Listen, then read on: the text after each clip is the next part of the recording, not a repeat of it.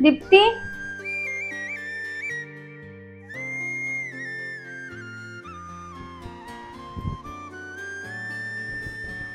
अगं दीप्ती, मूर्ख आहेस का तू?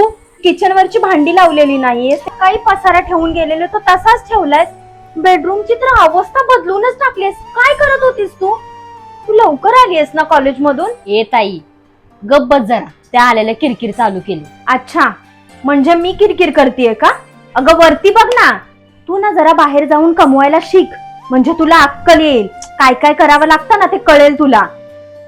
हे दिवसभर तुला सगळ्या गोष्टी मी ना इत्या आणून हातात देतेय, म्हणून ही फालतूगिरी चालू झालीये तुझी. आल्या आल्या नुसतं हे पटकन 5 मिनिटाच्या आत क्लीन झाली पाहिजे रूम. एवढंही तोंड खाली पाडून रडत बसू नकोस.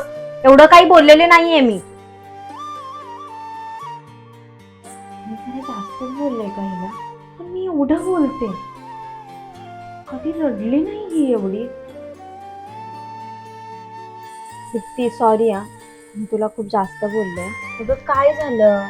अगं ताई, तुला माहितीये मी रात्रभर जागून जो तो प्रोजेक्ट केला होता ना, हा, तर आमच्या मॅडमने ना, ती आवडती नेहा आहे ना, तिचा प्रोजेक्ट सिलेक्ट केला आणि माझा रिजेक्ट केला. अगं मग ठीक आहे. ताई, पण ती नेहा आहे ना, ती खूप सेल्फिश आहे आणि क्लासमध्ये सगळ्यांशी वाईट वागते. तरी पण मॅडमने तिचाच प्रोजेक्ट सिलेक्ट केला आणि माझा बघ. आज तिची वेळ होती, उद्या तुझी वेळ पण येईल. हो ताई, पण माझी वेळ कधी येणार?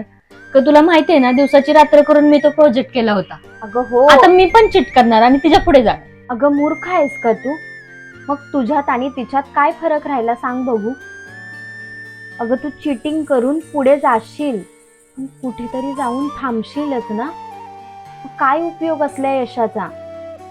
तुला माहितीये, प्रत्येक व्यक्तीच्या यशाचं कारण काय असतं? त्याचं चांगलं कर्म.